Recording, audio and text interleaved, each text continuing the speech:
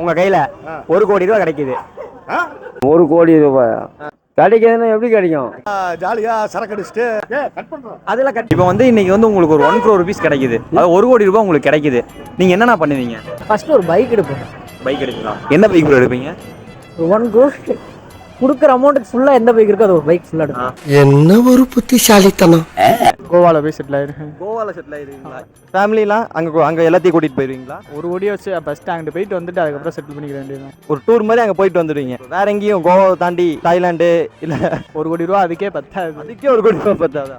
அஜித் என்ன ப்ரோ படிச்சிட்டு இருக்கீங்க? தேர்ட் இயர் பிடெக் படிச்சேன். எந்த காலேஜ் ப்ரோ? ஆர்விஎஸ். உங்களுக்கு 1 crore rupees கிடைக்குது. நீங்க என்ன பண்ணுவீங்க? வேர்ல்ட் டூர் போவேன். என்ன ப்ரோ? டூர் போவேன். வேர்ல்டு டூர் போவீங்களா? எங்க ப்ரோ போவீங்க? வேர்ல்ட் டூர்னா வேர்ல்ட் ஃபுல்லா தான். வேர்ல்டு ஃபுல்லா எல்லா இடத்துக்குமே போவீங்க. சரி, உங்களுக்கு பிடிச்ச மாதிரி ஒரு பிளேஸ் இருக்கும்ல, அதுல சுவிட்சர்லாந்துங்களா? என் குழந்தைகளுக்கு எஜுகேஷனல் தான். ஜுவல், ட்ரெஸ்ஸு, வீட்டில் பொருள்கள் என்னென்ன இல்லையோ அது குழந்தைகளுக்கு. பிள்ளைங்களுக்கு வேணுங்கிறது வாங்கி கொடுப்போம். வீடு கொஞ்சம் ரெடி பண்ணிக்க. வீடு கட்டி செட்டில் ஆயிடுவேன். பிள்ளைகளுக்கு கொஞ்சம் ஃபஸ்ட்டு நான் என்ன பண்ணுவேன்னா நான் ஏதாவது அனாதாசிரமம் கட்டுவேன். விநாயகம். நான் 1 கோடி ரூபாய் உங்களுக்கு கிடைக்குதுன்னா எப்படி கிடைக்கும்? அதெல்லாம் எனக்கு தெரியாது. ஒரு லாட்டரியில விழுகுது. சும்மா நான் வாங்க மாட்டேன். லாட்டரி அமௌண்ட் உங்களுக்கு விழுந்துருச்சு. ஒருவேளை உங்களுக்கு விழுந்துருச்சுன்னா அதை வச்சு நீங்க என்ன பண்ணுவீங்க? எனக்கு தேவைன்ற அளவுக்கு பேங்க்ல போட்டுருவேன். அதில் வர்ற வட்டி எடுத்து இல்லாதப்பட்ட ஊமை ஏழைங்களுக்கு தானா தர்மம் பண்ணுவேன். என்னால் முடிஞ்சது டெய்லி ஒரு ஆளுக்கு ஒரு 50 100 ரூபாய்க்கு சாப்பாடு வாங்கி ஒரு 50-60 பேர் போடுவேன். அந்த வர்ற வருமானத்தை வச்சு அவங்களுக்கு நான் அதை பண்ணுவேன். அந்த பணமும் அப்படியே பேங்கில் இருக்கிற மாதிரி ஐடியா பண்ணி என் செலவுக்கு டெய்லி எடுத்துக்கிட்டு மிச்சம் இருக்கிற அந்த பணத்தை அதுக்கு வர்ற வருமானம் எவ்வளவோ எனக்கு போக மிச்சத்தை இல்லாதப்பட்டவங்களுக்கு இங்கே எவ்வளோ பேர் இருக்கிறாங்க அவங்களுக்கெல்லாம் கொடுக்க சொல்லி என்னோடய செலவு டெய்லி 500 ரூபான்னு வைங்க. ஒரு மாதத்துக்கு 5000த்துக்கு அந்த வர்ற வருமானத்தை மிச்சத்தை அந்த இல்லாதப்பட்டவங்களுக்கு கொடுத்து ஒரு நல்ல பெரிய மனுஷாரங்கிட்ட கொடுத்து அந்த ஏழைங்களை கொடுத்துருங்க சார் உங்கள் கைப்படம். நான் கொடுத்தா என் கையில் சண்டை போட்டு பிடுங்குவாங்க. அதனால் நீங்கள் நல்லது பண்ணி அவங்களுக்கு நல்லது செஞ்சிருங்க.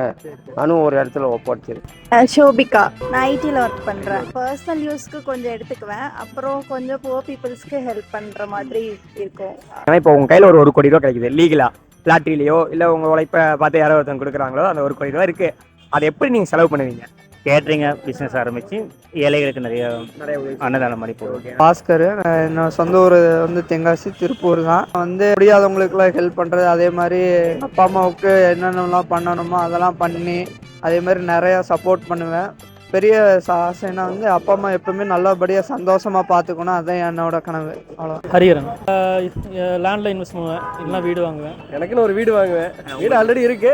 எங்கள் அப்பா வீடு. எனக்குன்னு ஒரு வீடு வாங்குவேன். அப்புறம் ஏதாவது ஒரு பிஸ்னஸ் பண்ணுறேன். என்னோட பிஸ்னஸ் பண்ணுறதுக்கு இன்வெஸ்ட் பண்ணுவேன். அப்புறம் ஜாலியாக ஃபாரின்லாம் சுற்ற வேண்டியதான். ஏன்னா ஒரு வீட்டில் ஒரு விசேஷம் எதனா ஒரு கல்யாணம் பண்ணலாம், இல்லை ஒரு இடத்த வாங்கி போட்டு பண்ணுவாங்க. பண்ணலாம். இல்லை நீ என்ன பண்ணுவீங்க? ஒரு ஐடியா இருக்குமா? ஏதாச்சும் பண்ணுவேன் அப்படின்னு ஒரு இடத்த வாங்கி போடுவாங்க. இடம் வாங்கிடுவீங்களா?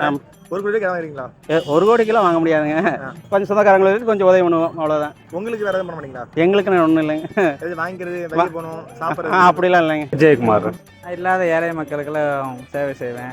கோயிலெல்லாம் பார்த்தீங்கன்னா பெருமாள்லாம் பார்த்தீங்கன்னா நிறையா பேர் சாப்பாட்டுக்கே இல்லாமல் வழி இல்லாமல் தான் உட்காந்துருக்கேன். அவங்களுக்கெல்லாம் தேடி போய் சாப்பாடெலாம் கொடுக்கலாம். எல்லாத்துக்கும் நிறையா பண்ணலாம். இல்லாதவங்களுக்கு செய்யணும், அவ்வளோதான் சேவை. அது வீட்டில் இருக்க கஷ்டத்தை முடிப்பேன். அதுக்கப்புறம் என்கிட்ட ஹெல்ப் கேட்குறவங்களுக்கு பண்ணுவேன். சரி, பிஸ்னஸ்க்கு ஸ்டார்ட் பண்ணணும்னா பிஸ்னஸ் ஸ்டார்ட் பண்ணுவேன். என்னையா அண்ணன் சயின்டிஸ்ட் மாதிரி பேசுறாரு?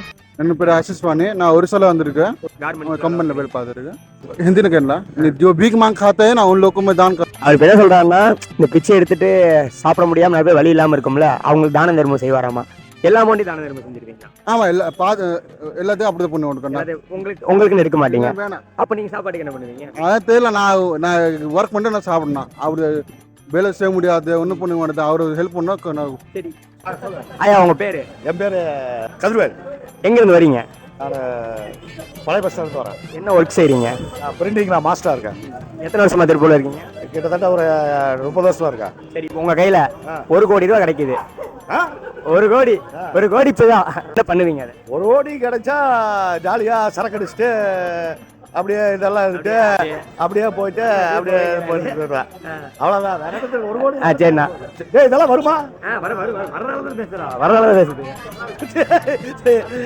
ஆ, டேய், வேற வேற சரிண்ணா அவ்வளோதான் நம்ம முடிச்சு விட்டீங்க போங்க